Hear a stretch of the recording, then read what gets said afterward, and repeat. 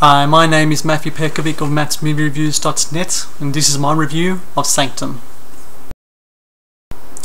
If Sanctum has proven anything, is that 3D can be an impressive tool when in the right hands, and when those hands belong to James Cameron, the best results usually follow. Now, Cameron does not direct Sanctum, but he's here rather as a producer, and he brings along those cameras and software which made his Avatar the pinnacle of 3D filmmaking. But Sanctum is not some sci-fi fantasy.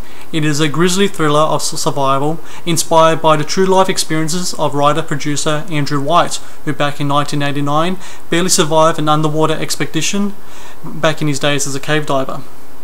Now, with the notion of what if tinkering away in White's brain, he finally put pen to paper and came up with this story. Yet for all its personal attachments, this is a James Cameron movie through and through. Proof of that can be found in its opening scenes, when you have a succession of cliched and not so very likeable characters uttering terrible dialogue that will make many wince. First you have Frank, here played by Richard Roxburgh.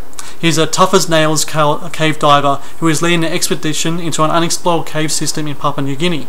Among his team is his rebellious son, Josh, played by Rhys Wakefield, and billionaire daredevil financier Ian Grufford, who brings along with him a terrible American accent. Now, none of these actors bring anything to the table which manages to rise Sanctum above that awful screenwriting here. Now, when a cyclone brings with it a monsoon, the team find themselves in life and death situation when the underwater caves they're exploring quickly begins to flood. Of course, there is no way out, so Frank has to lead his team to safety while mending a toxic relationship with his son. Now, if sympathy was sought for these men in this situation, it couldn't be asked for a more repugnant group of individuals, especially Frank, who is played by Roxburgh as a one-note, hard-shell man, constantly screaming at everyone, whose survival of the fittest god complex makes him such atrocious life and death situation. Just can't help but shake your head at the number of assisted suicides or non-wanted assisted suicides that partake in this movie. In turn, the relationship between Frank and Josh is drained of any empathy, and the bad acting doesn't help either. Yet while Sanctum fails as an emotional story, its standing as an immersive, visually grand experience is worthy the price of admission if that is what you're looking for. Director Alistair Greason, who previously directed the underrated Australian war movie, Kokoda, here does a terrifically good job of providing a claustrophobic, thrilling adventure set in a vast, elaborate structure.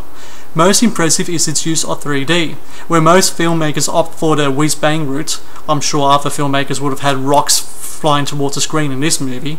Greason subtly adapts the extra-dimensional format to enhance rather than distract viewers. So in that turn, Sanctum might be one of the worst scripted and acted films of 2011, but it is in fact one of the best 3D experiences ever since the 3D format started coming out. Not a great movie, yet its technological achievements sure do play well on the big screen. My name is Matthew Pejkovic of matsmoviereviews.net. For more movies, movie reviews, trailers, interviews, top 10, or commentary, please head over to my website www.matsmoviereviews.net. Thanks.